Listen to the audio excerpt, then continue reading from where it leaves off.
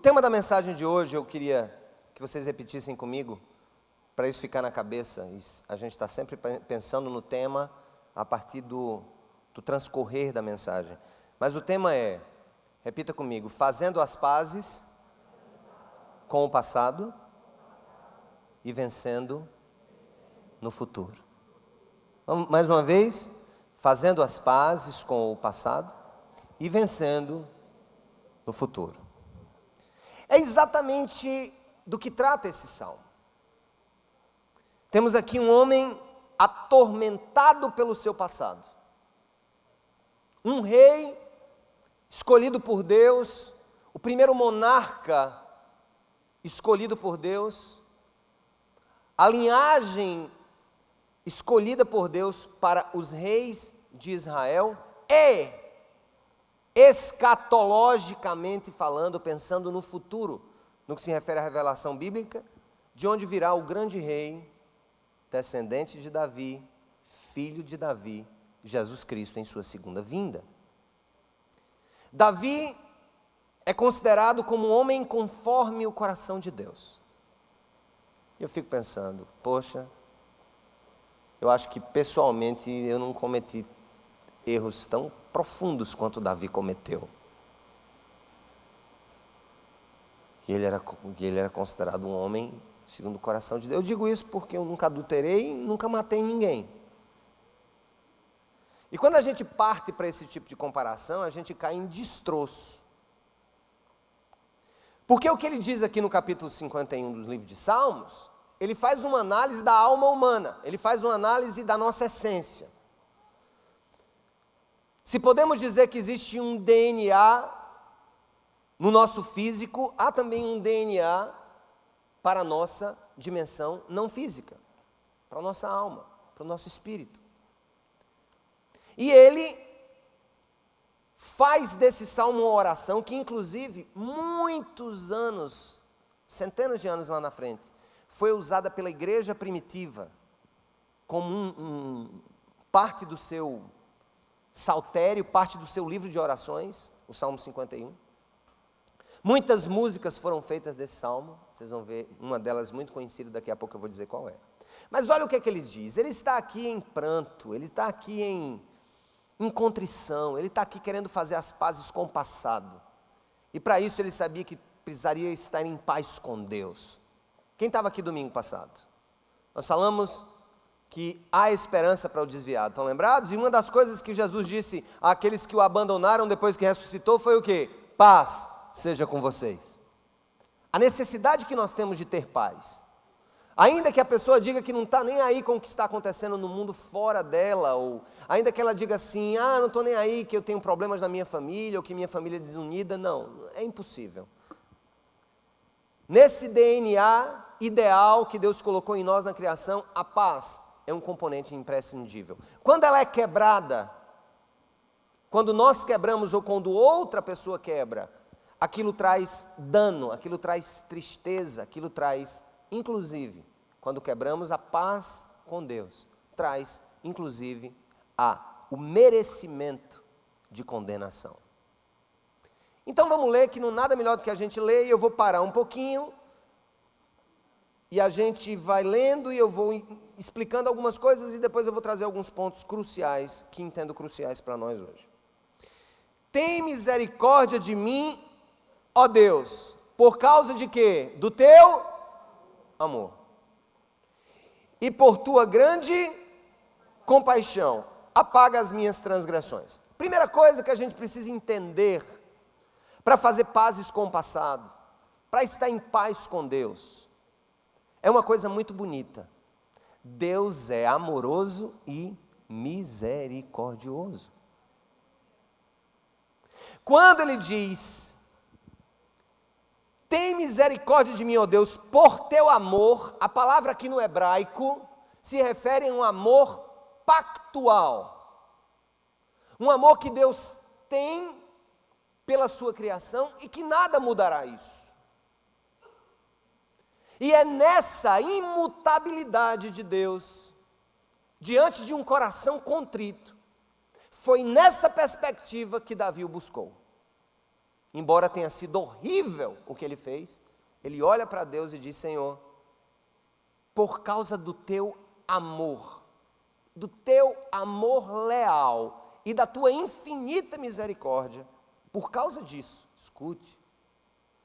Primeira coisa é que para a gente fazer as pazes com o passado de maneira completa e vencer no futuro, nós não podemos fazer isso pela nossa própria força.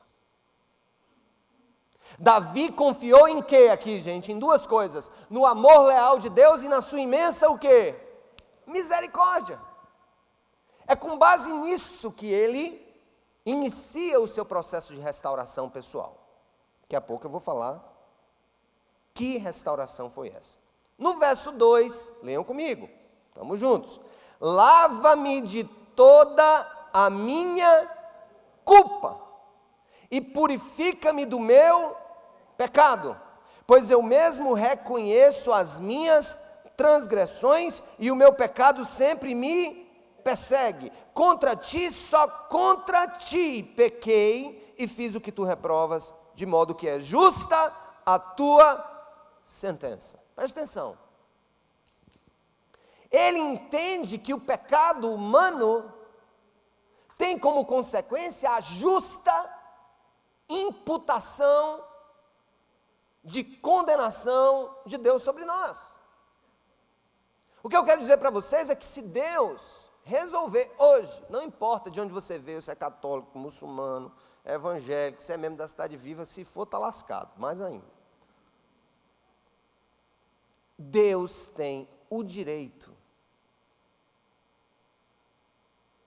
não é, gente, a opção, ele tem o direito, por ele ser santo, de nos fulminar a todos.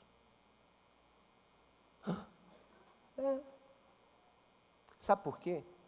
Porque Davi tinha um senso muito claro da natureza do DNA humano, um DNA corrompido pelo selo do pecado. É tanto que ele vai lá na frente e ele diz, olha, lê comigo, isso é muito importante, o verso 5 fecha a primeira parte dessa minha reflexão. Sei que sou pecador desde que nasci.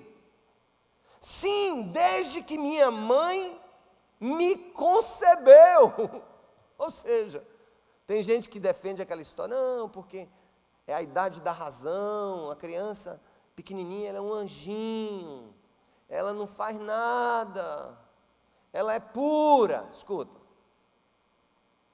puro só Jesus. Aqui eu entro numa discussão filosófica, que eu vou entrar agora, que descambou para a sociologia e para a psicologia. Afinal, o homem é essencialmente bom ou essencialmente mau? Eis a questão. O filósofo inglês John Locke, muito querido pelos behavioristas, disse que nós somos como uma tábula rasa ao nascermos, e que nós somos moldados por nossas relações e interações familiares, sociais e pessoais. Ou seja, nós nascemos como mais ou menos um pendrive, eu já ia falar em disquete. Metade ia perguntar, o quê? De o quê? Disquete, que é da época do disquete. Isso é uma prova que você já está com 40 anos para frente. Pode ter certeza. Quem tem 40 para baixo não sabe o que é disquete. Disquete, meu filho, apenas você não sai daqui achando que é um palavrão, era um bicho desse tamanho que o cabo carregava, era assim, ó, os primeiros. Que hoje, o irmão mais novo dele, o primo mais distante, chama-se pendrive. Mas que foi substituído por um tal de cloud. Não é Cláudia, não, é cloud. Pela nuvem. Sistema de armazenamento de dados. Para John Locke é como se nós nascêssemos um disquete totalmente sem vírus, sem corrupção, sem nada, e que o mundo fosse nos corrompendo. Havia um outro filósofo, Thomas Hobbes, que polarizou com John Locke e disse, não, o homem é eminentemente mau. Não é que a gente não possa fazer o bem, entenda, mas nós somos essencialmente maus.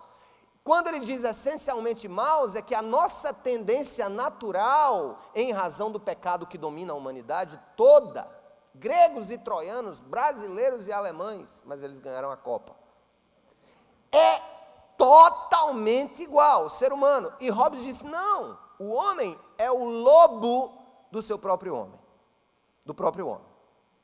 Nós somos os lobos da humanidade. Eu sou um lobo, você é um lobo. Gente, quando eu estava lendo uma revista aí sobre o acidente que aconteceu agora na Croácia. Na Ucrânia, perdão. O que é aquilo, gente? Estamos no século XXI. Um avião de passageiros. Um especialista em controle aéreo disse que é impossível para um controlador qualquer não ter como diferenciar o que é um avião militar e o que é um avião civil. Os caras mataram quase 300 pessoas. Um dos maiores especialistas na pesquisa da AIDS estava dentro daquele avião.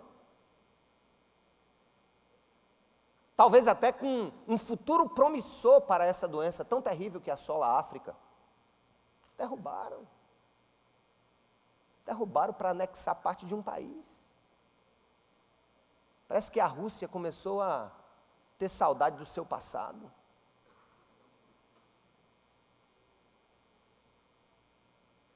É só olhar ao redor, meu povo. Olha para uma criança novinha, eu sempre gosto desse exemplo. Toda criança nasce lutadora de boxe. Nunca vi gostar tanto de dar na cara dos pais. Novinho já, eu levei tapa na cara dos meus 3 filhos, agora eu só levo uma vez. Para ele saber o caminho da distância. Opa! Meu filho, eu trocando a fralda.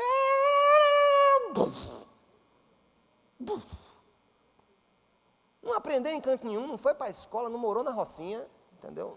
Não é membro dos Black Blocs, é uma criança.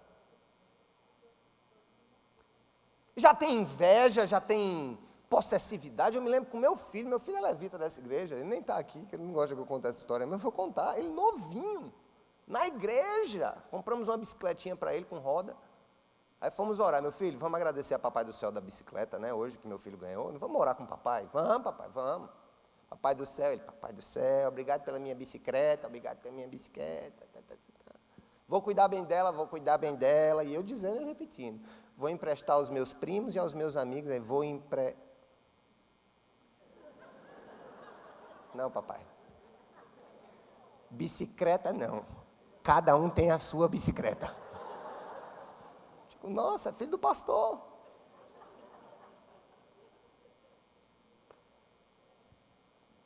E Davi diz, eu sou pecador desde que eu nasci. Locke pode dizer o que ele quiser. E eu também não estou aqui confiando no que Hobbes disse. Eu estou confiando no que a Bíblia diz. E se eu creio nessa palavra e as evidências me mostram, a nossa tendência é sempre maligna. Você pode ser casado, casto, como você for, pode, entendeu, ser muito bem servido sob o ponto de vista de relacionamento com a sua esposa, mulher com o marido. Mas nós temos um problema, homens. Nós temos que controlar os nossos olhos. Mulher também. Antes não era só uma, agora é mulher. Tal de uma bunda do Hulk. Não, eu vendo irmãs falando, rapaz, ele tem uma bunda linda. Olha. Aí é verde, a bunda dele é verde. Nós somos maus, irmãos. A questão é que se no fundo a gente pudesse, vem aquele desejinho, quem viaja para os Estados Unidos, mas nunca aconteceu com ninguém que está aqui, não. Nunca, tenho certeza. Não com ninguém aqui que viajou para fora, trazer coisa acima da cota dos $500. Ah, meu amigo, se ele tivesse certeza que a Receita não ia estar lá naquele dia, tivesse em greve, ele trazia era a Flórida todinha dentro da mala. Nós somos assim. Inclusive nós, religiosos. Aliás, os religiosos são os piores às vezes. Eu vou dizer por quê. É porque eles têm a ilusão de que não são exatamente como os outros e vivem a utopia de não ser igual aos outros e entram na hipocrisia da religião. Sabia? Então, a gente está aqui para fazer as pazes com o passado. Ainda que esse passado seja 1 hora atrás, quando você saiu de casa e deu um grito na sua mulher. Ainda que esse seu passado seja como eu hoje de manhã. Vinha correndo, estava pregando lá na Cidade Viva, lá na nossa sede principal, vinha de lá para cá e o caba resolveu usar o carro dele como carrinho de golfe. E eu vinha pregar. E ele na minha frente. Entendeu? E é aquele tipo de gente que assim, parece que, acho que tem medo de cair na ribanceira, só anda no meio, ocupando as duas faixas. Fica ali no meio o carro e você não passa. Aí você fica entre buzinar ou não, estender a mão em sinal de bênção, ou não. E eu fiquei irado com aquele cara, porque eu estava atrasado, mas eu disse, Senhor, me perdoa, como eu sou assim, malzinho. Me perdoa, Senhor, eu não quero isso para a minha vida. Agora, gente, eu estou indo devagarinho, porque faca, a gente vai devagar. Devagarzinho. De leve. Deixa eu contar a história desse rapaz aqui.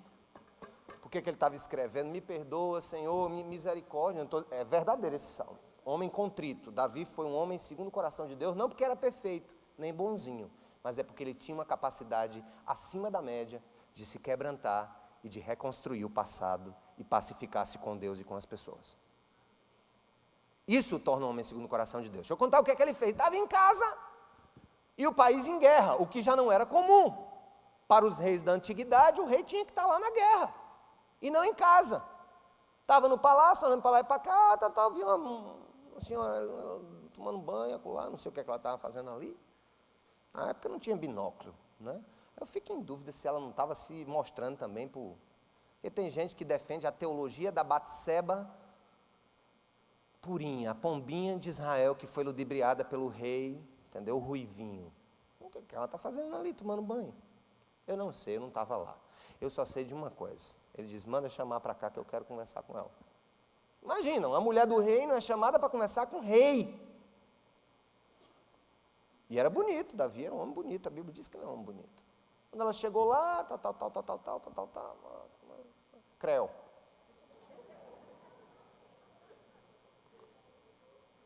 Foi. Pegou de jeito. Sem pena, sem piedade. E ela gostou. Estava lá. A Bíblia não diz que ela foi amarrada, nem... Não, ela foi. Só que tinha um pequeno detalhe, ele era casado e ela também. Pequeno, hein? Monstro. Para completar, ela engravida. E para esconder os dois pecados do adultério e da gravidez, consequente do primeiro, aliás, do pecado do adultério e da consequência da gravidez, ele arruma um jeito de matar o marido da mulher, que, por sinal, sabe quem era? Adivinha? General do exército contra o qual ele estava lutando, certo? Não, era general do seu próprio exército, amigo dele.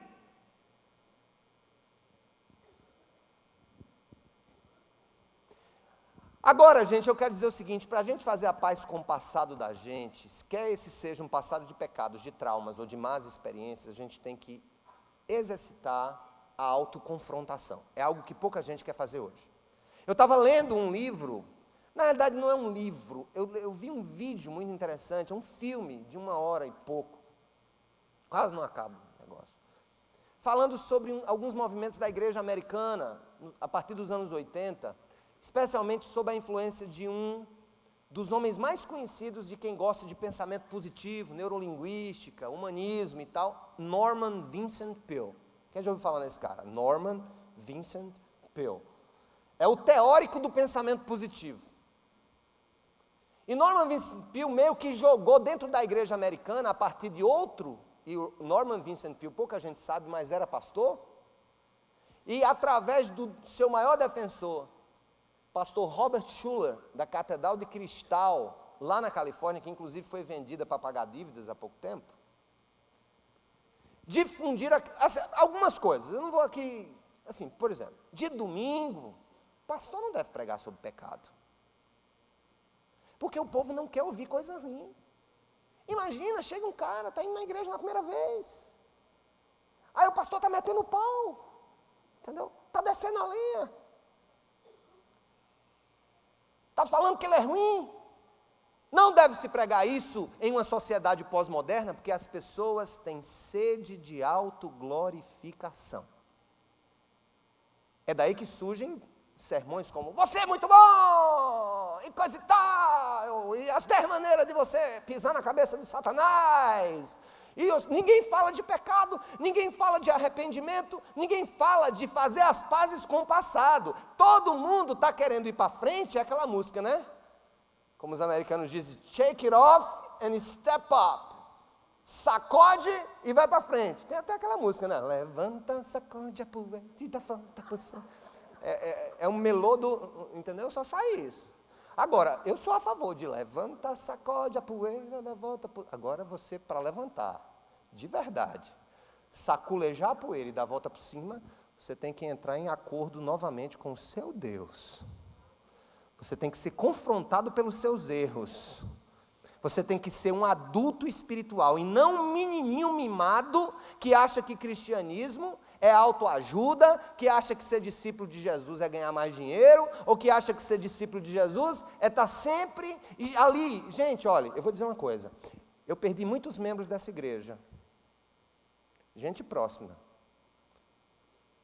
Algumas por desentendimentos, divisão, isso acontece em todo canto. Mas muitas por causa de confrontação de pecado. Acaba não aguenta. O que é que ele faz? Meu irmão, é o seguinte, eu estou sabendo que você está adulterando, você está dando em cima da mulher de um cidadão, ou você está dando em cima do marido de uma pessoa, você está errado, se arrependa. Aí o que é que o cara faz? Eu vou orar a Deus para ver se é isso que ele quer. Tá bom, quem vai responder é Satanás. Porque você não precisa orar para saber o que é certo biblicamente. Tem gente que joga para a oração uma responsabilidade que é da leitura das Escrituras. Aí sabe o que é que faz? Procura uma outra comunidade, não conta a sua história, fica lá escondido. Me perguntaram uma vez, pastor, por que você passa 1 ano, 2 anos sem fazer assembleia de recepção de membro de outra igreja? Não estou dizendo que é você o caso. Porque tem muita gente querendo se esconder em outras comunidades, como se o reino de Deus fosse um bocado de time de futebol. Escute, meu chapa. Eu posso ser mais reformado, tem um irmãozinho ali mais pentecostal, tem outro mais tradicional. Mas, até que se prove ao contrário, só existe um Pai, um Filho, um Espírito Santo, uma só igreja, um só batismo e uma só fé. Eu até aproveito para dizer, porque um dos presbíteros me disse, pastor, tem uma lista de umas 400 pessoas que querem entrar na cidade viva, eu vou dar um jeito para diminuir para 40.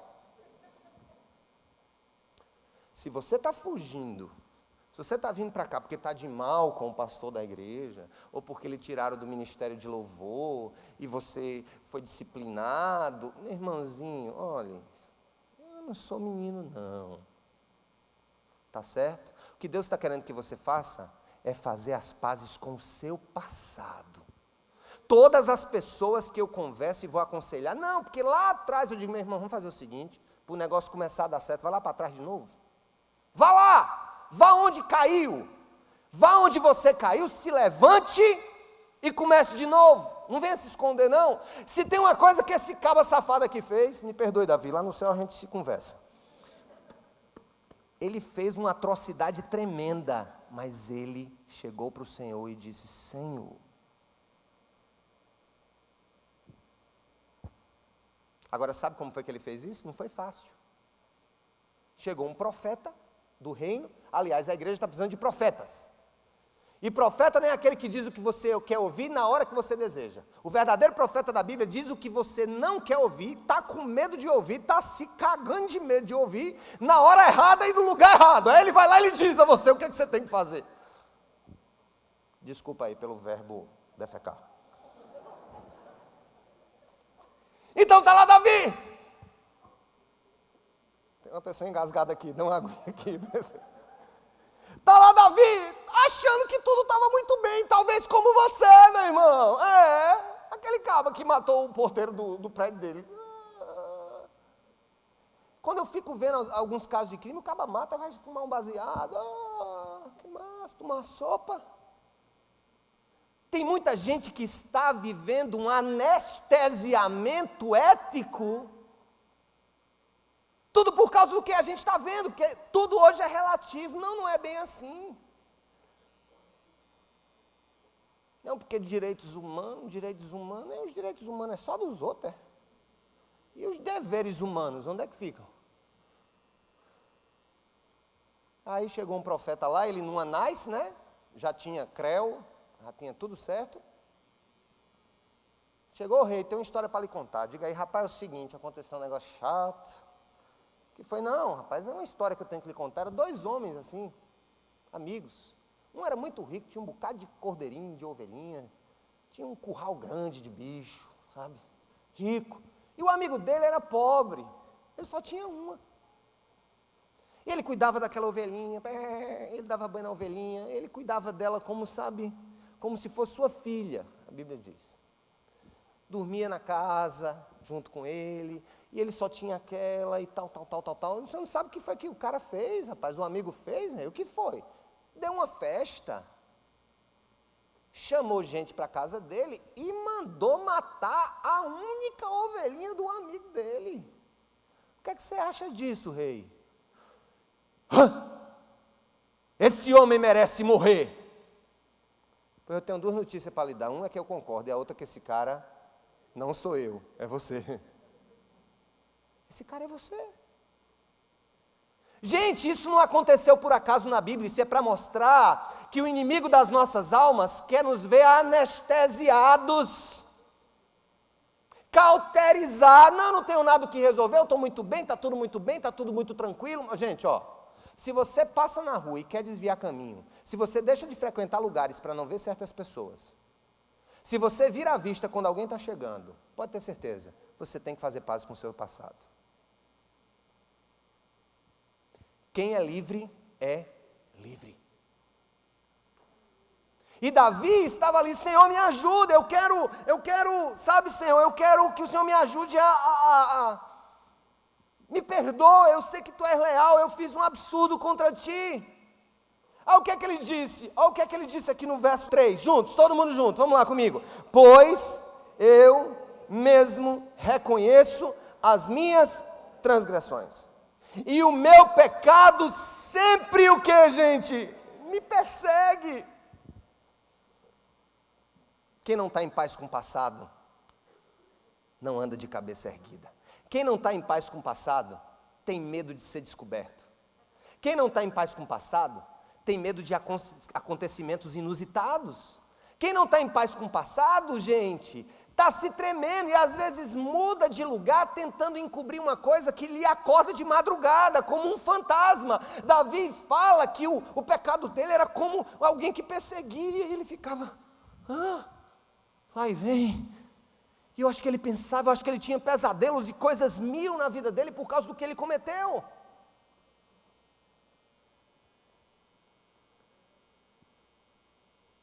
Tem coisas na sua vida que te perseguem? E aqui eu quero mudar um pouco a aplicação da minha mensagem, talvez não como agressor, mas como agredido.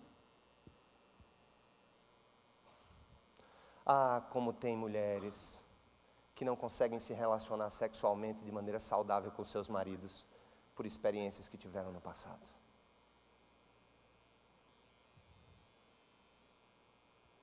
Como tem gente com medo de tudo nessa vida, por traumas que viveram na infância.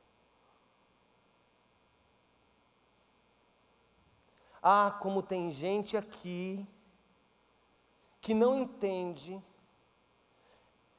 que pode haver uma grande revolução positiva de Deus em sua vida a partir do momento que você for confrontado com o seu passado e tratá-lo como deve tratá-lo.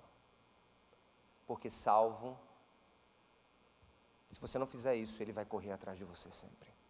Vou contar 2 casos da minha vida, um terrível e o outro excelente. Quando eu fumava um baseadozinho, de leve, minha esposa sempre diz assim, Sérgio, quando for falar desse assunto, maneira, porque o povo pensa que tu morava na Rocinha, era traficante de droga na Rocinha. Não, para mim é o seguinte, meu irmão, numa boa, maconheiro para mim é maconheiro.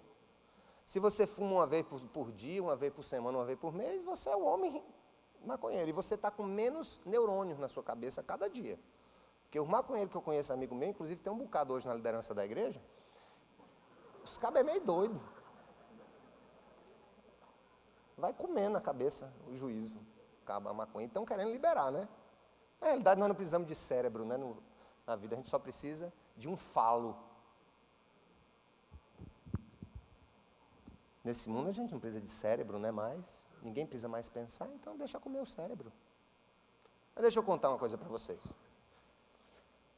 Aí eu tinha fumado umzinho, aliás, umzão. E o meu colega era, o cara que estava comigo, ele era metido com tráfico e eu não sabia. É numa dessa que o cabo vai parar no Roge, sem saber. Não é não, doutora? Tem uns promotores aqui, não me prenda não, viu? Porque já faz tempo que eu... Aí, naquela hora, estou eu com ele no carro, vamos pegar um negócio ali. Eu digo, que negócio, mas aqui já está tão bom. Não tem um negócio ali bom. Aí ele parou numa casa, passou 15 minutos, chegou com uns pacotes pequenininhos assim. O que é isso? Não, isso aqui é a boa. Eu digo, e essa outra é a ruim? Não, isso aqui é a boa mesmo, é a branca, coisa e tal, não tem mistura. Vamos ali. Eu estava prestes a ter a minha primeira experiência com cocaína.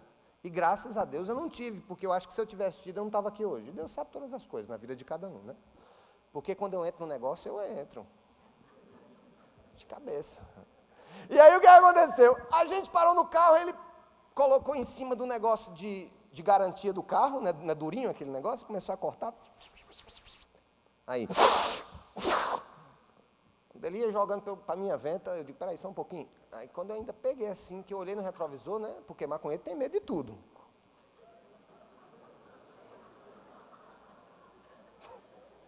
Acho que eu estou falando para a vida de alguns cidadãos aqui, né? Ia faltar algema para prender gente aqui nessa igreja. Nossa. E nas outras igrejas? Nossa, tudo bonzinho. Oh, Jesus, se não fosse o Senhor na minha vida. Na nossa vida, né, gente? É isso que nós chamamos de graça. Eu odeio pregação legalista. Eu odeio quem sobe em cima do púlpito para querer ser melhor do que quem está embaixo. E aí... Na hora que eu vou dar um negócio, quando eu olho no retrovisor,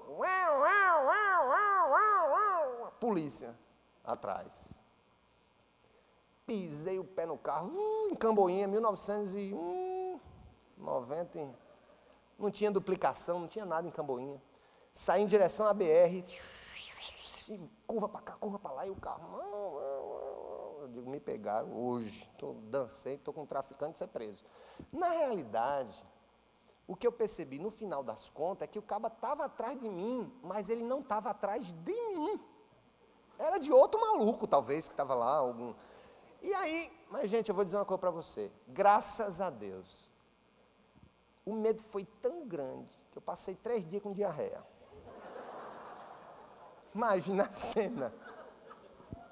Deixa eu contar a segunda, aconteceu esse ano. Tivemos muitas despesas médicas no ano passado, os irmãos sabem do que nós passamos lá em casa. Praticamente todas as nossas reservas foram gastas com tratamento de saúde de Samara, que a propósito está show de bola, 100%, estava aqui comigo. Sempre dou esses reports para a gente continuar sempre orando e louvando a Deus. Está ótima, cada vez mais bonita e gostosa, nunca vi um negócio daquele. Você já disse à sua esposa essa semana que ela é bonita e gostosa, para que ela não precise cantar aquela música, eu sei que eu sou. Você tem que dizer para ela. Viu, marido? Tá certo? Faça isso hoje, quando chegar em casa. Tá? Não é pecado, não. Pecado é você dizer com a mulher do outro. Com a sua, não. Eu recebo uma carta de intimação de onde? Da Receita Federal. Eu digo, que diabo é isso, mano? Estão me investigando, eu sou procurador da fazenda e estão me investigando. O senhor entrou na malha fina. Eu digo, entrei na malha. Olha a vergonha, gente. Entrei na malha fina. Aliás, eu quero lhe aliviar o coração. Entrar na malha não significa dizer que você é sonegador, mas significa de dizer que a Receita pensa que você é, com certeza. Aí ele bota na malha fina, ele chama para você comprovar. Como tinha muita despesa médica, fui lá, conversei com o auditor, a quem eu sempre peço diligências, né, para os processos que eu atuo. Mas doutor, você está aqui? Eu digo, e o jeito? me botaram aí no negócio. O que é que eu tenho que fazer aqui? Disse, não, eu tenho que trazer esse documento. Peguei e levei. Aí ele me disse uma coisa muito interessante. Ele disse, olha, é interessante quanta gente chega aqui na malha fina, branca e morrendo de medo. E a gente já percebeu, a gente já percebe quando o caba está mentindo. E o recibo disso? Ele tira um recibo. Aí, rapaz, aí quando começa a apertar o negócio, o cabo parece um mussum, escapando. Mas é interessante, nesses meus anos todos, eu fico assim, perplexo como a verdade é auto-evidente. Fui lá, resolvi. Aí, num domingo posterior, eu estava, você vê, a gente não tem que ter medo do passado da gente. Você não tem que ter medo de nada nessa vida. Se você tem medo de alguma coisa nessa vida, você precisa fazer as pazes com isso. Tem homem que não dorme sem o celular debaixo do travesseiro. Minha irmã, deixa eu dizer uma coisa para você. Isso não tem nada a ver com simpatia de igreja. Certo? Vou acabar com a sua vida agora, meu irmão. E com a sua também, minha irmã. Gente que dorme com celular debaixo do travesseiro, entendeu? Tem coelho na mata.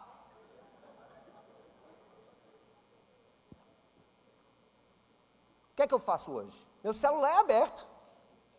Minha mulher tem a senha, meus filhos têm a senha, minha conta é conjunta. Lá em casa, quem quiser abrir os e-mails, pai, está aqui, chegou a mensagem de fulano, e foi, o que é que está fazendo no meu e-mail? Não, eu estava olhando aqui. Não tem problema. Quem tem medo precisa cuidar do seu passado, fazer as pazes com o seu passado. Está difícil essa mensagem hoje, é por isso que eu estou fazendo vocês rirem bem muito, gente. Porque a risada na pregação é anestesia para entrar o bisturi, entendeu? Você fica rindo, e Deus vai sair só sangrando daqui. Aí o que aconteceu? Uma vez eu me lembro, gente, quando começou esse negócio de bafômetro para cá, bafômetro para lá, e Davi está ali, já já a gente volta para concluir. Ora, quem é que quer o bafômetro? Eu me lembro, muitas vezes, ali naqueles bar que tem ali no Cabo Branco, os cabas tomam até 6 horas da manhã, não tem umas barracas ali, aí chega a polícia, aí os cabas são sabidos, liga para a mulher vem para dirigir o carro, mas antes de dirigir, dá umas tapas nele na frente do guarda, seu bebo, tem que ir lhe buscar nessa hora, e coisa e tal. E esse bafômetro com tolerância zero é uma das grandes conquistas para o Brasil. Estava eu no carro, indo para minha casa, pegando ali pela beira-rio, e um grande engarrafamento. Eu digo, cara, eu não sei o que é isso, não. O que é isso? Não, está tendo uma blitz ali. Eu digo, eu vou pegar aqui pela granja do governador, que eu vou ver se eu pego um atalho para chegar em casa. Eu não tomei uma. Porque domingo de tarde é a hora de pegar o cabo ainda, né, cuspindo fogo ainda. 5 horas da tarde, foi mais ou menos a hora, não ia pregar nesse dia. Dobrei à direita, quando dobrei à direita tinha outro carro da polícia, ou seja, já para pegar os malas. O caba já veio naquela, peguei o mala. Porque quem dobra à direita, na cabeça dele, estava que esconder alguma coisa. Documento, carteira, documento do carro, a placa, tudo em ordem, tudo, beleza. E esses meninos aí, é tudo meu amigo. Não roubei nenhum não, viu? Aqui é a Serginha, aqui é a Débora, aqui é a Esté, tudo meu. É meio da minha mulher. Foi ela que pariu, mas foi eu que botei lá. É tudo meu. Aí brinquei com ele, coisa e tal, tudo bem. Aí ele, tá tudo bem, rapaz, pode ir, vá-se embora, vá com Deus. Eu disse, não, peraí. E o negócio aí, não está parando o povo? Não, presidente, não, eu quero soprar esse bicho. Eu quero soprar. Pode tirar o canudo aí que eu quero soprar esse negócio. Ele tirou, aí calibrou, aí eu me sentindo o próprio rei, né? Eu dei 2 exemplos da minha vida, um de profundo terror e 2 outros de profunda calma. Você precisa fazer as pazes com o seu passado. Você precisa magoar quem te machucou, você precisa, aliás, perdoar quem te machucou.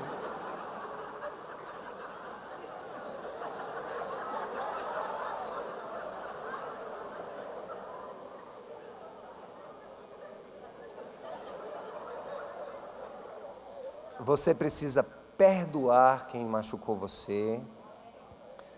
Você precisa pedir perdão pelos seus erros.